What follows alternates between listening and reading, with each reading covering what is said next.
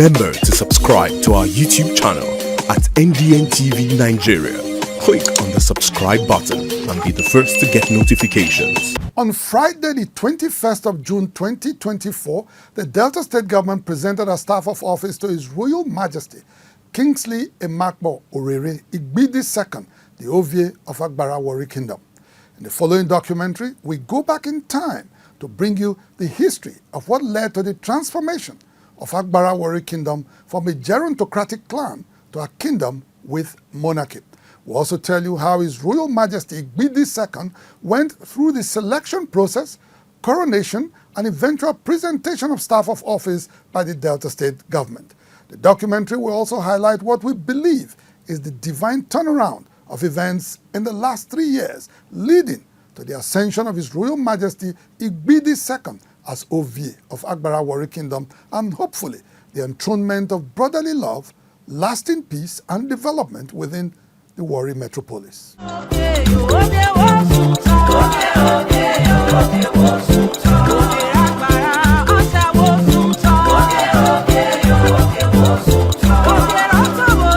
Warri in Delta State began evolving into a town and urban center sometime around 1906 when the British decided to move the seat of the administration of the Niger Coast Protectorate from its capital in Ode-Shekiri to the uplands in order to have effective control of the hinterlands. They took over control of a new trading station which had earlier been opened in 1898 at the mouth of the Okere Creeks to give them access into the hinterlands. Over the years, the city of Warri has metamorphosed into Nigeria's second most important oil and gas city. With a current population of over 1 million people, Warri is home to 3 ethnic groups: the Ijos, the Shekiris, and the Urobos, as well as other inhabitants from different parts of Delta State and Nigeria at large. Despite the regular intermarriages that have taken place over the years between the Ijos, the Shekiris, and Urobos, which today have made them more or less cousins to each other, they however continue to live in mutual suspicion and distrust of each other. This feeling of animosity amongst them has been exacerbated over the years by the knotty question of who owns Warri. So much so that there have been bloody clashes between the Ijos, the Shekiris, and Urobos over the years, with the bloodiest of them happening between 1997 and 1999, which was dubbed the Warri Crisis. The crisis was a fallout from the creation of Warri Southwest Local Government Area, whose headquarters was located in Ogidigbe and the Shekiri community. The Ijos who felt it should be in Ogbe-Ijo protested, and the ensuing bloody crisis left hundreds of people dead and about 30,000 people displaced. For the Ijos and the Urobos, they wanted a separate local government area for each of the 3 ethnic groups in the Warri area as a panacea to the knotty issue of who owns Warri.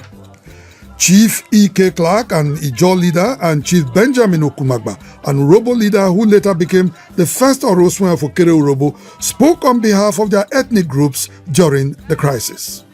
Vision is for government to take into consideration all these factors and give the Ijo people their council, give the Urobo people their council, give the Shekiri their council. If they want to create 20 local government councils for the Shekiri, create different councils for the different ethnic groups.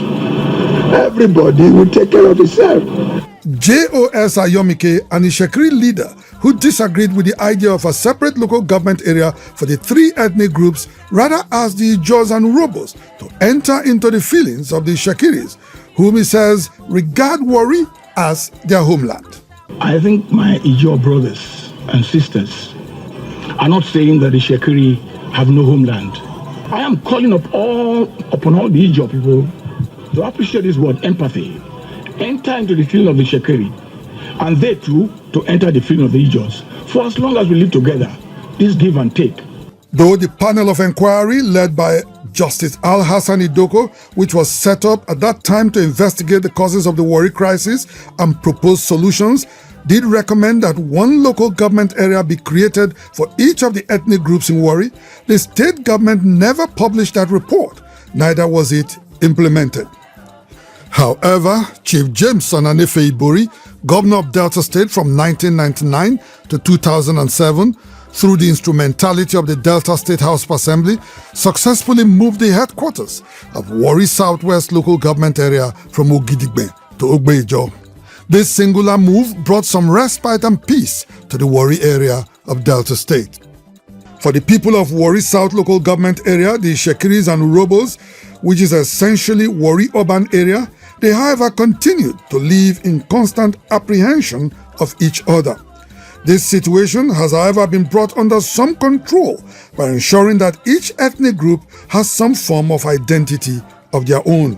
In 1998, Delta State's military administrator, Navy Commander Walter Fegabo, presented staff of office to the kings of two separate Urobo kingdoms created in the Warri area, namely Okere Urobo Kingdom and Akbara Warri Kingdom. Though these kingdoms had been established by the state government on December 24, 1991 and gazetted on January 14, 1992, shortly after the creation of the state by the Ibrahim Babangida-led military administration in 1991, they were yet to come into full operation until 1998 in the heat of the Warri crisis. While Chief Benjamin Okumagba became the first Oroswe of Okere Urobo Kingdom, His Royal Majesty London Afoheri Itu, MAMODE II, became the first Ovie of Akbara Warri Kingdom, while the Shekiris had the long-standing Olu of Warri Kingdom. As Ovie of Akbara Warri Kingdom, His Royal Majesty MAMODE II ruled over the 7 communities that make up Akbara Warri Kingdom. They are Oto-Odo, otherwise known as Agbasa, which is the traditional headquarters of the Akbara Warri Kingdom, Ogunu, Ejeba, Igbudu, and Okurede Urobo. 2 of the communities are riverine. They are Ukpokiti and Otegele. His Royal Majesty MAMODE II ruled over the Urobo-speaking people in Akbara Warri Kingdom for 25 years. His reign was marked by peace, tranquility, and mutual cooperation with his fellow Urobo neighbors in Okere Urobo and the Shekiris as well as the Ijaws. Sadly, MAMODE II's reign came to an end on December 12, 2022 as he joined his ancestors. As tradition demands, there is a mourning period that lasted 3 months, after which the revered monarch was given a befitting rite of passage to join his ancestors. As nature abhors vacuum, the Akbara Warri people commenced the search for a new king to mount the exalted throne. 5 contestants from the royal houses threw their hats in the ring. Amongst them is Kingsley Orere from the Ukpokiti ruling house, Chief Israel Abido and High Chief Michael Kashia Ikburi. The other 2 contestants are Odafe Besu and Chief Pius Omasanua. After intense scrutiny, the 6-man kingmaker body settled for Kingsley Emakpa Orere as the second monarch of Akbara Warri Kingdom on December 5, 2023. Kingsley Emakpa Orere was then immediately crowned by the eldest man in the kingdom, otherwise known as Okpako, Chief Jonathan Achimo Ayiwe. He was subsequently introduced to the Akbara Warri people on December 16, 2023, when his reign formally commenced. He was bestowed with the title of Igbidi II after his great-great-grandfather who ruled the kingdom as Igbidi I when it was still practicing gerontocracy. From that day on, His Royal Majesty Kingsley Orere Igbidi II took over the reins of power from the 12-man Regency Council, which ruled the kingdom for a year after His Royal Majesty MAMODE II joined his ancestors. Igbidi II is the second monarch to rule the kingdom after it transformed to monarchy from gerontocracy, which is simply leadership by elders or the eldest, which they practice since their arrival at their current location from Edo territory sometime around the 13th century. His Royal Majesty Igbidi II holds the unique responsibility of galvanizing the entire Akbara Warri Kingdom towards new heights through a unified vision for collective development and progress. The ancestors of Akbara Warri people have descent and kingship links with other AKUGHA groups of the Urobo of Ogo, Ugeli, Orogun, and Akbara Oto, as well as the Urobo of Ogara and Ijere. They have consistently asserted their identity, autonomy, and ownership of their territories, on the basis of which the British colonial government signed 4 treaties with the Akbara Warri people in Warri City. These include the Ejeba Treaty on the 7th of March 1893, the Agbarha Treaty on the 14th of March 1893, Igbudu Treaty on the 30th of March 1893, and the Ogunu Treaty on the 30th of March 1893. One unique traditional and cultural identity of the Akbara Warri people is the Agbasa Juju Festival, celebrated every 2 years, typically in April before the onset of the rains. This festival tells the story of a beleaguered community under siege from enemy forces and how their deity, Warri, is invoked in their time of need to help them in battle. The highlight of the festival is when the warlord, otherwise known as Olotu, is brought out, disguised and masked in leaves and carrying a fresh head of a ram, dripping blood, and wielding a very sharp cutlass. Meanwhile, young men and women, flamboyantly dressed, dance in the streets, with the males throwing, catching, and clanging cutlasses. Since his ascension to the throne of Akbara Warri Kingdom in December 2023, His Royal Majesty Kingsley Orere Igbe II's strong desire to see the rapid development of the kingdom has led him to get involved in some personally sponsored development projects.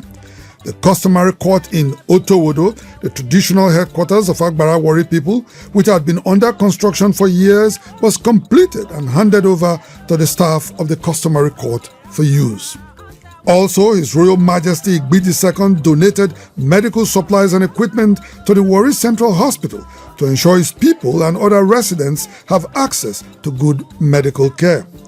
The revered monarch extended his charity to the educational sector, where he funded JAMB examination registration for hundreds of students across the kingdom. He did not stop there. His Royal Majesty went on to offset the Ogunu community electricity bill that had run into millions, leading to the restoration of electricity in the community. I have 3 children that wrote that song and they make it. So we are very happy for all the king is doing for us.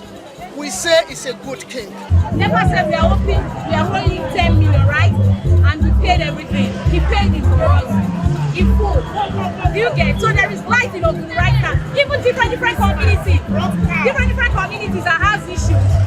He settling them and he telling them to bring it out from the port. And I think Espas also, he gave issues community a cow, 10 bags of rice each, and 250k each. Can your king get one? Can your king get one? My people, I will do the best for them. They are going to be educated. Those who want to have outside education will do for them. I will make sure that they can put food on their table, 3 square meals a day. That is my vision for them. So they can be an independent people. They can fend for themselves. They don't look at people or believe on people. They believe on what their hands can do.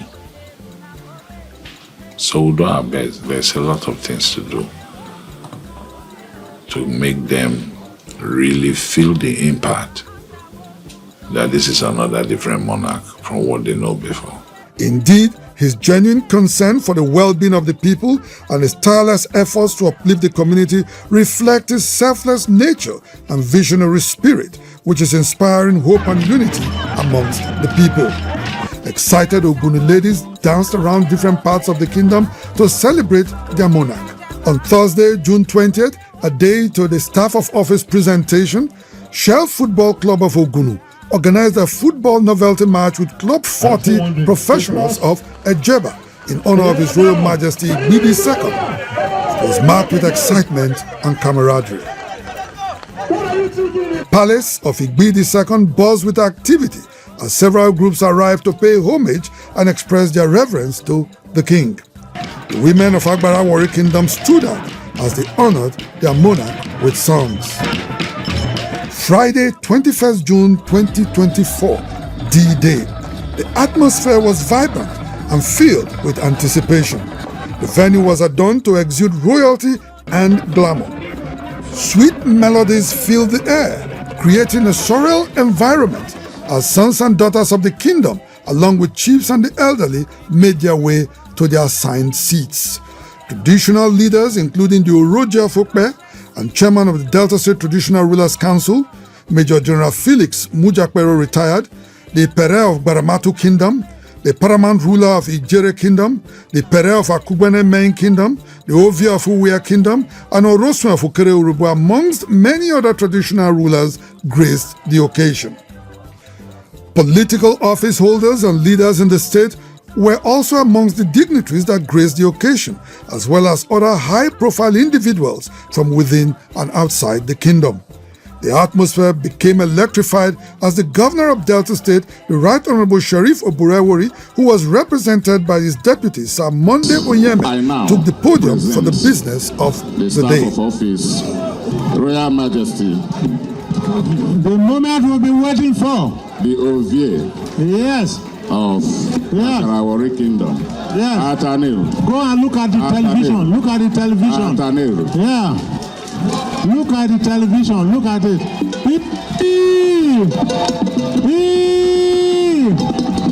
Sir Monday Onyeme further charged the monarch to be a unifier in and around the kingdom. Government, therefore, has every good reason to look forward to an enduring atmosphere of calmness and the attendant sustainable development in this kingdom. Traditional leaders at the event, alongside other dignitaries, extended their heartfelt wishes to Igbi II for a prosperous and peaceful reign. That it shall be well with the people of Akbara Wari Kingdom, and they shall endeavor to work with their king so that development and progress can come. My advice to the Akbara people, please continue your peace and security. Once you have that, everyone else can follow. Sons, daughters, and residents of the kingdom alike were brimming with blessings and good wishes for the king. I want to wish my people well because we have gotten a king that God has chosen for us. And it's a good one, it's a blessing to Akbara Wari Kingdom. He has been a man of taste and honor, a man of integrity, and we're expecting that he's going to do more, and he's going to change the whole kingdom for good, and peace will continue to reign in the kingdom. We're sure of that. I know that His Royal Majesty will change the narratives of Akbara Kingdom. It's going to be a new level, a new life, a new dawn for the people of Akbara. It's going to be a great time reigning with this king. The occasion was enriched by captivating cultural performances from diverse dancing troupes, delighting and mesmerizing the audience. Kingsley Okonkwo, popularly known as KC, and Barrister Smooth were also present, adding to the fun.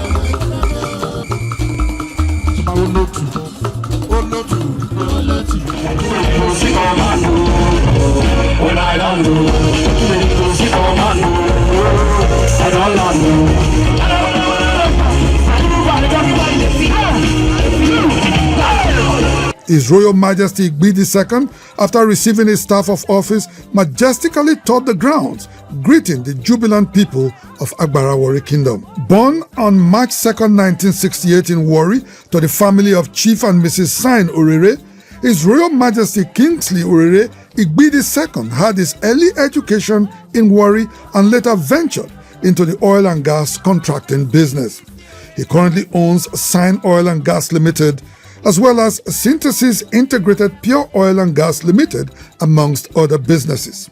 His Royal Majesty Igbi II is a devout Christian who, a day after he was presented his staff of office, was at the Redeemed Christian Church of God, Champions Cathedral, Airport Road, Efun, to thank God for a successful occasion.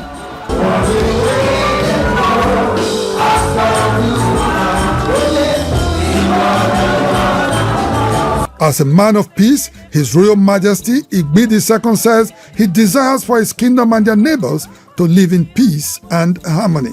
Now that monarchy has come, at least we can sit together on anywhere now and really discuss the issue of Warri. My pain is Warri. This is not the Warri I used to know. Divisions and crises, insult to one another. I just shut the place down now. We have children here that cannot have a job because all the companies and things that we were enjoying when I was young, the children these days doesn't have that access to it because they have run away because of earthly crisis here and there. And it's not good for any society. So, but now we're in a new dawn. We makes this place better than the way it used to be many years ago. It does appear that his desires have the blessings of the Almighty God, as His Royal Majesty Igbe II appears to be the last piece of the puzzle that God Almighty has set in motion about 3 years ago to enthrone peace and development in the Warri area, as well as change the face of the city. On August 21st, 2021, one of the neighbors of the Akbara Warri people, Ogame Atuwashe III, was crowned in Ode Shekiri as Olu of Warri Kingdom. During his coronation speech, he extended his hands of fellowship to his Urobo and Ijaw neighbors. Our Ijaw, Urobo and Ilaje neighbors, a hand of invitation to peace and development. We recognize that the peace and prosperity is a shared one, built on righteousness and justice. On May 29, 2023, a confirmed Warri boy, Right Honorable Sheriff Warri, was inaugurated as Governor of Delta State. The high point of his inaugural speech was centered on the positive transformation of Warri. Warri, the commercial center of the state, will be given special attention under this administration.